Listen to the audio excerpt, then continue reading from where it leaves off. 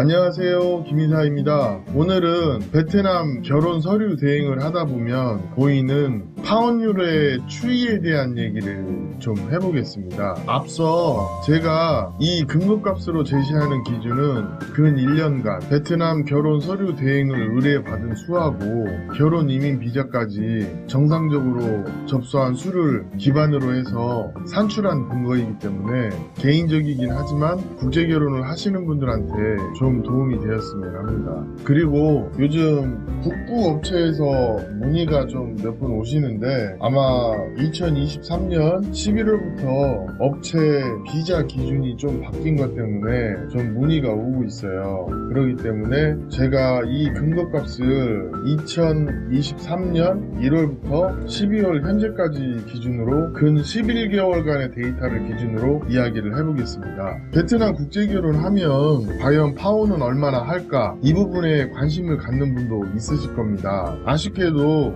국제결혼 중개업체에선 파혼에 대해서 언급을 잘 안 하시죠. 하지만 국제결혼을 생각하실 때는 적어도 제 생각에는 파혼에 대한 고려도 하시고 진행을 하셔야 하는 부분이 있다고 생각합니다. 예를 들어서 주로 파혼이 일어나는 부분이 첫 번째, 국제결혼은 했으나 상대 배우자와 합의 안 들어서 파혼을 고려하는 경우 쉽게 신부 마음을 못 얻은 거죠. 이거는 제가 보기에는 일부는 한국 남성들이 베트남 여자를 쉽게 생각하다 보니 알게 모르게 베트남 여성분들이 불만을 갖는 경우, 또는 이제 신랑과 신부가 나이 차이가 많으면 아무래도 신부가 좀 신랑 대하는 부분이 좀 뭐랄까 대면대면하다 해야 할까, 아니면 좀 감정이 덜하다고 해야 할까, 이런 부분이 없지 않아 있습니다. 그리고 두 번째, 배우자가 착하긴 한데 다소 부족하다고 느껴져서 파혼하는 경우, 이런 경우 좀 많이 있습니다. 생각보다 많아요. 그리고 세 번째, 신부가 문제가 있어서 파혼하는 경우. 그리고 네 번째, 이것도 간혹 있는데 신부 초청하기 전에 초청하는데 문제는 없으나 한국에서 결혼 생활이 자신 없고 미래가 불투명하다고 생각되는 경우 한국 남성이 거절하는 경우도 있습니다. 그리고 다섯 번째, 한국 남성이 상대 배우자하고 결혼을 했으나 본의 아니게 초청을 할 수 없는 상황에 이르는 경우도 있거든요. 예를 들어 사업이 파산했다든지 아니면 초청 불가 사유가 의도치 않게 발생한 경우, 이런 경우도 간혹 있습니다. 최근 제가 서류 진행을 하면서 파혼을 하는 트렌드를 보면 제가 2023년 4월부터 북부 업체 결혼 서류를 해주고 있거든요. 그런데 북부는 약혼을 하고 한 달 전후에 가장 많이 파혼을 합니다. 정확히 얘기하자면 약혼하고 한 달만 넘기면 한국에 들어오는 데까지 별 문제 없이 들어오는 경향이 있습니다. 수치로 환산하자면 10명 결혼하면 8명에서 9명은 문제없이 한국에 들어오는데 약혼을 하고 한 달 안에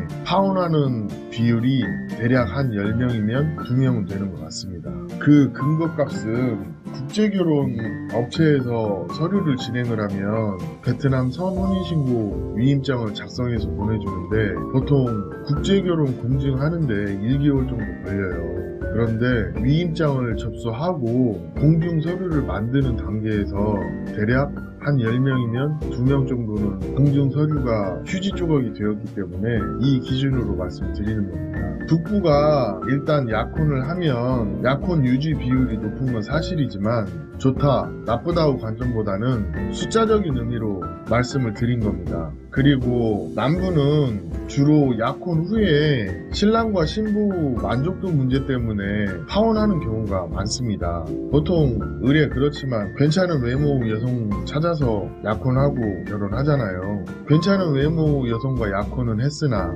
막상 사람이 약혼하고 나면 생각이 좀 바뀌는 경향이 있어요. 왜 이런 말 있잖아요. 화장실 갈 때와 올 때 다르다. 그런 것처럼 한국 남성들이 약혼을 하거나 베트남 여성들이 약혼을 하면 생각이 조금씩 바뀝니다. 그런데 그 간극이 좀 클 수도 있다는 거죠. 주로 한국 남성들은 한국에서 결혼 생활에 빗대어서 많이들 생각을 하고 미래에 대해서 신부와 얘기를 하고자 합니다. 그런데 신부님들은 대체적으로 일어나지 않은 미래에 대해서 그다지 관심이 없어요. 그렇다 보니까 그냥 사는 데는 문제가 없는 것 같은데 뭔가 아쉽다는 한국 남자들이 종종 있습니다. 남부는 제가 봤을 때 한 10명 결혼하면 7명 이상은 별 문제 없이 한국에 들어오는 것 같아요. 약혼하고 결혼 서류 진행하는 동안 신랑이 마음이 바뀌어서 파혼하는 비율이 그래도 10명 중에 한 3명 이상이다. 또 막상 파혼한다고 했다가 실제 파혼했다가 다시 합쳐지는 커플도 있더라. 이런 얘기를 좀 해드리고 싶습니다. 그 근거값은 베트남 선혼인신고 위임장이 접수되고 국제결혼 공증 단계까지 진행하고 혼인신고 전에 파혼하는 비율이 한 10명 중에서 3명에서 4명 정도는 된다는 것이죠. 남부가 약혼 이후에 전통결혼까지 약혼 후 유지 비율이 북부에 비해서 조금 낮은 이유는 한국 남성들이 전혀 생각하지 못했던 베트남 문화와 한국 문화의 괴리감, 그리고 한국 남자와 베트남 여자의 결혼을 바라보는 관점이 너무 다른 경우가 많아서입니다. 업체들 이런 얘기 잘 안 하죠. 근데 사실 신랑들하고 대화를 해보면 이구동성으로 그런 얘기를 많이들 하십니다.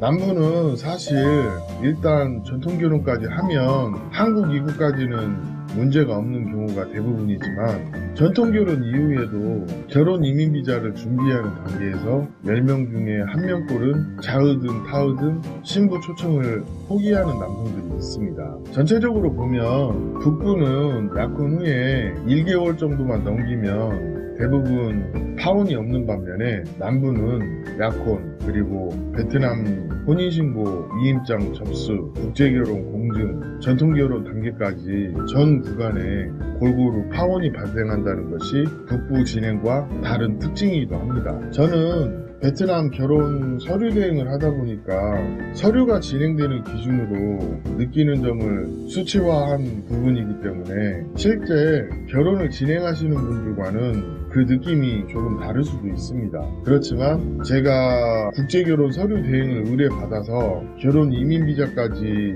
정상적으로 접수한 수를 기반으로 파혼율을 계산을 해보면 남부가 10명 결혼하면 한 10명 중 3명에서 4명은 파혼하는 것 같고 북부가 10명 결혼하면 한 2~3명 파혼하는 것 같습니다. 이게 단순하게 국제결혼 서류 대행을 의뢰받은 수와 결혼 이민비자 접수까지의 비율을 산출한 거기 때문에 실제 한국 남자들이 베트남 여자와 결혼할 때 체감적으로 느끼는 거하고는 좀 다를 수도 있습니다. 하지만 전반적으로 보면 북부가 조금 더 파혼율이 낮은 건 사실인데 대신에 여자들이 성격이 무지하게 세고 컨트롤하기가 어렵다는 얘기를 해요. 그리고 남부는 비교적 한국 남자들에게 잘 맞춰주는 편입니다. 그런데 요구사항이 많다 보니 또 그 문화적인 이질감이 크다 보니 파혼을 고려하는 한국 남성들이 많다는 거죠. 오늘 이야기는 여기까지입니다.